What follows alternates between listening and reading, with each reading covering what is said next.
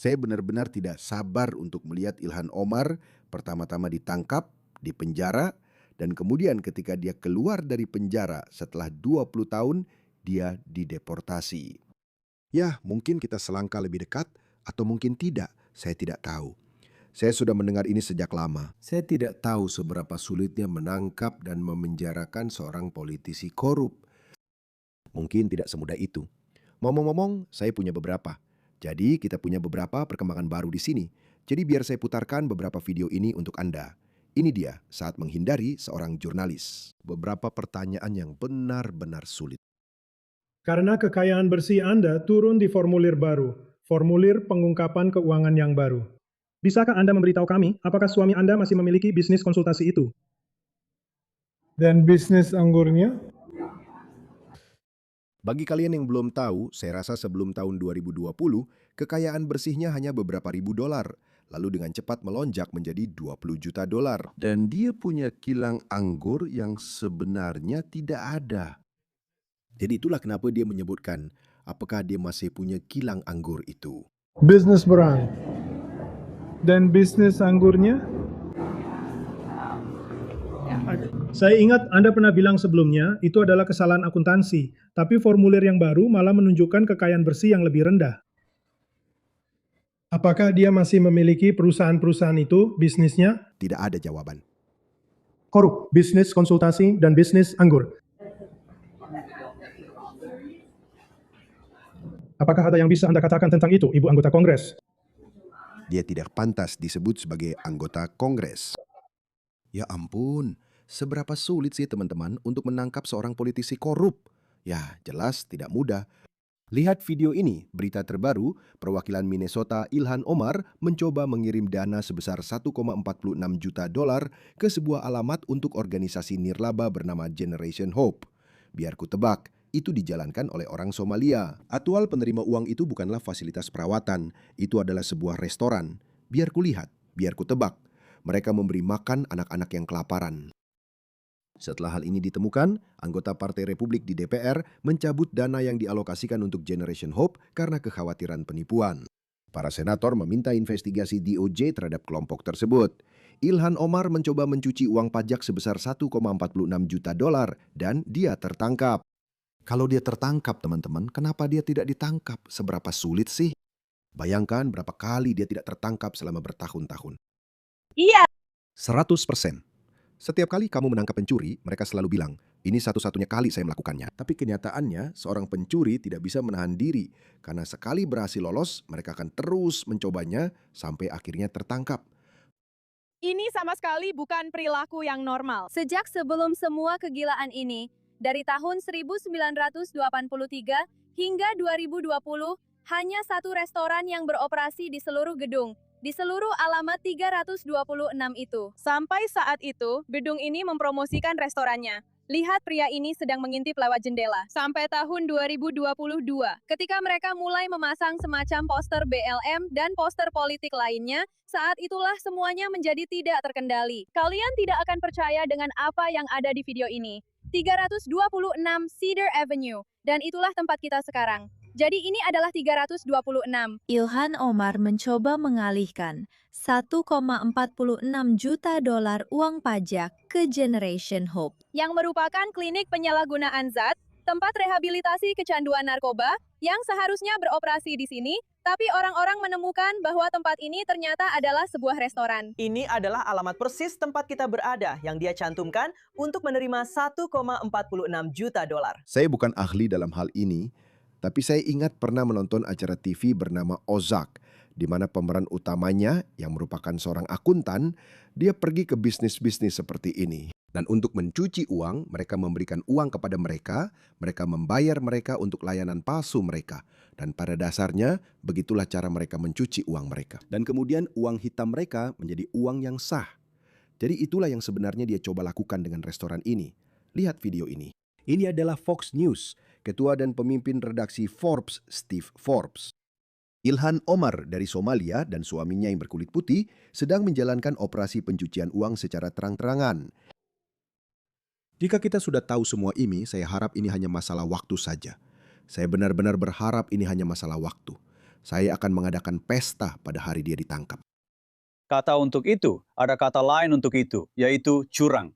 Dan itulah mengapa kita harus melakukan penyelidikan terhadap hal ini. Adalah Anda tahu, pemerintahan Biden mulai memeriksa keuangan dia dan suaminya. Dan jadi tidak mengejutkan, penyelidikan itu tidak menghasilkan apa-apa. Tapi luar biasa bagaimana orang bisa masuk ke Kongres, lalu tiba-tiba menjadi jenius investasi yang sangat sukses. Di mana saat masuk, dia hanya punya kekayaan bersih di bawah $1.000. Dan suaminya juga tidak punya banyak.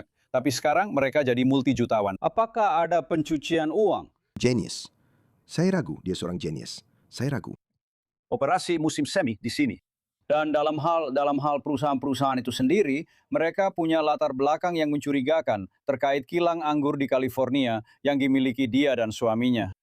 Dari mana asalnya itu? Di mana anggurnya? Di sana. Itu tidak ada. Sepertinya tidak ada yang bisa menemukannya. Jadi, ada banyak hal yang mencurigakan di sini. Dan itulah mengapa dalam American Dream, versi merah dari American Dream adalah versi Al Capone dari American Dream, versi Tony Soprano dari American Dream. Dan itu adalah mencurinya dari para pembayar pajak. Jadi ada banyak hal di sini. Jadi ketika seseorang berlindung di balik American Dream dan kamu punya angka-angka seperti ini, dari minus 1.000 sampai 34. Dan Bernie Sanders, bukankah dia seorang sosialis komunis? AOC. Bukankah mereka komunis? Bagaimana dengan orang-orang ini? Ketika menyangkut korupsi mereka bersembunyi di balik impian Amerika yang terkenal buruk itu. Tapi ketika menyangkut orang lain, orang-orang yang sudah kaya, orang-orang yang telah bekerja keras untuk menjadi kaya, mereka ingin memajaki mereka sampai miskin. Ya Tuhan, rasanya seberapapun kamu benci orang-orang ini, tetap tidak akan cukup. 30 juta kamu tahu, ada sesuatu yang tidak beres. Ya, dia juga seperti kamu tahu, menyalahkan orang, membuli, melakukan provokasi ras, perundungan ras, tidak ada bukti publik. Bahkan ada kilang anggur, dia menilainya 5 juta perusahaan, investasinya nyata. Ya, katanya memang ada.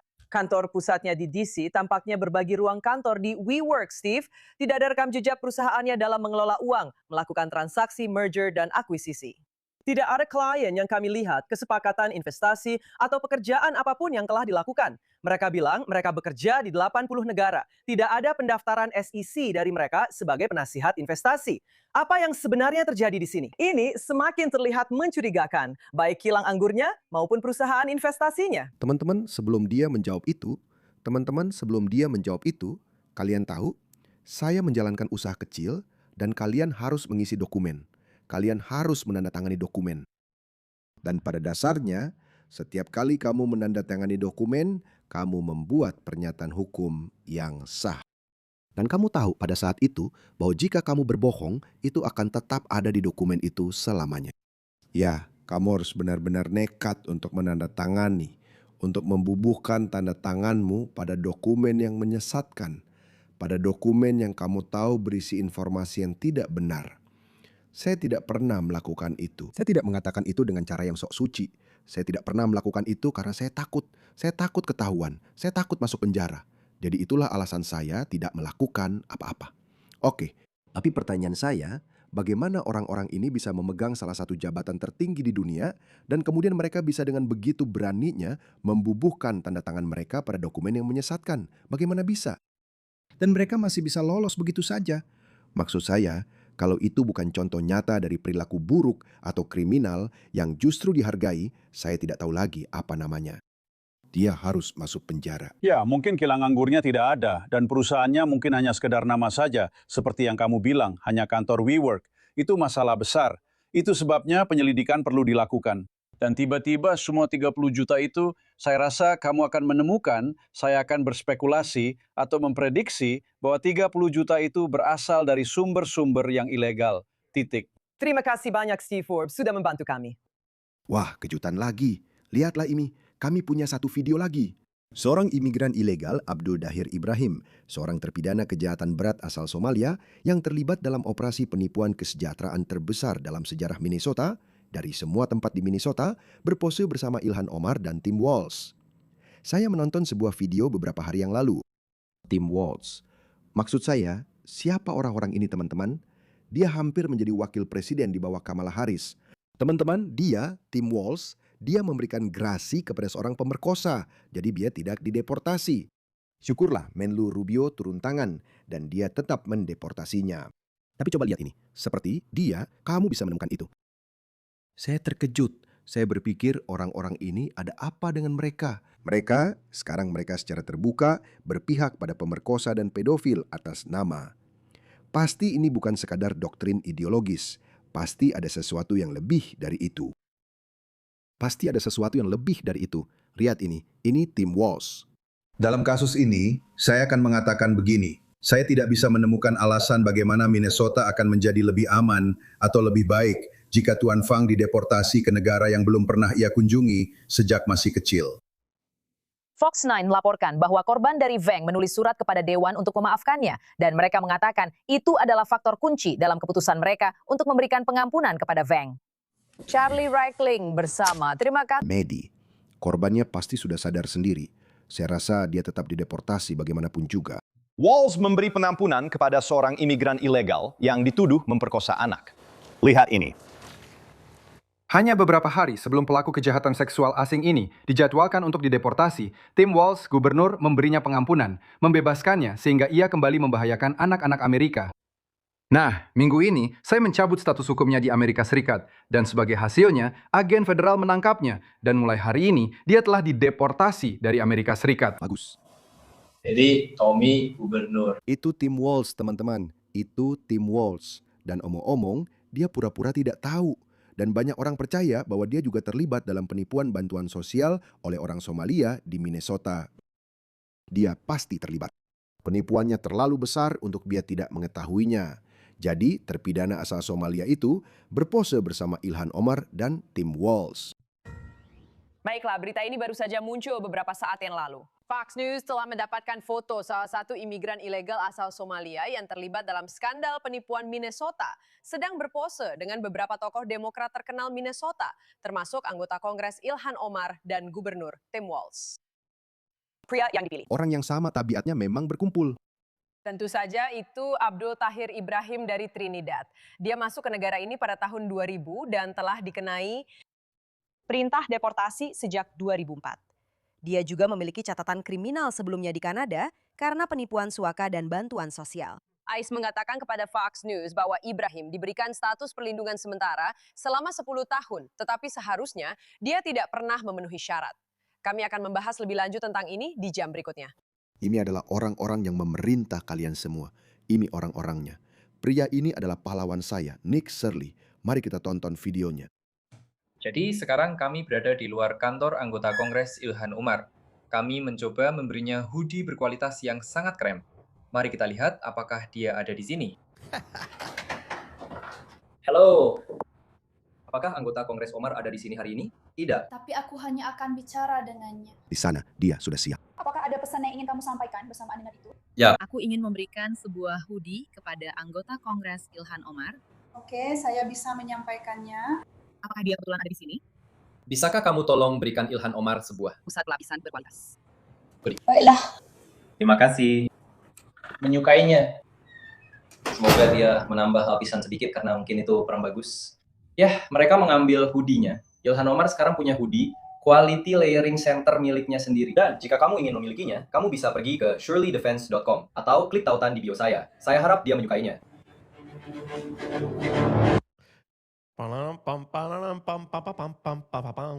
Lihat ini. Tertutup dari kepala sampai kaki dengan pakaian Islami sesuai dengan syariat. Ilhan Omar sedang melakukan promosi untuk bisnis milik orang Somalia. Kami sedang berada di restoran Zaitun di Franklin Avenue, South Minneapolis. Dan saya baru saja membeli minuman penambah imun. Jadi, ayo coba sendiri. Jadi entah bagaimana kita seharusnya menerima bahwa penutup dari kepala sampai kaki ini adalah sesuatu yang Amerika. Itu tidak masuk akal. Tapi ini Ilhan Omar. Dan mari kita lihat saja. Kamu tahu, dia di sini mendukung bisnis milik orang Somalia lagi, seperti yang sering dia lakukan. Dan kamu mungkin bertanya-tanya, apakah ada contoh di mana dia melakukan ini untuk bisnis milik orang kulit putih? Dan jawaban untuk pertanyaan itu, menurut AI yang sudah melakukan pencarian mendalam, adalah tidak. Dia belum pernah sekalipun mendukung bisnis milik orang kulit putih. Pernah sekali dia mendukung bisnis milik orang kulit hitam, yaitu percetakan. tapi promosinya tidak seintens yang dia lakukan untuk bisnis milik orang Somalia. Jadi pertanyaan lain yang mungkin Anda tanyakan pada diri sendiri adalah, oke, apakah dia pernah berbicara positif tentang orang kulit putih? Tidak. Dan jawabannya juga tidak. Tidak ada contoh menonjol Ilhan Omar berbicara positif tentang orang kulit putih. Sebenarnya, ketika dia berbicara tentang orang kulit putih, dia menyebut mereka sebagai supremasi kulit putih, nasionalis kulit putih, dan teroris kulit putih. Jadi, kenapa saya tidak terkejut, teman-teman? Dan kenapa kamu tidak perlu terkejut? Karena inilah yang mereka lakukan. Kamu sedang mengimpor sektarianisme, rasisme atas nama multikulturalisme. Ini adalah perilaku yang sama yang terus diulang di seluruh Barat. Kasihan orang Barat. Mereka membawa orang-orang dari budaya dunia ketiga yang bermusuhan hanya untuk menjadi korban kebencian, kemarahan, dan keluhan mereka yang tidak berdasar. Apa yang kamu dapatkan dari itu? Apa yang kamu dapatkan dari itu? Tidak ada. Lakukan deportasi mereka.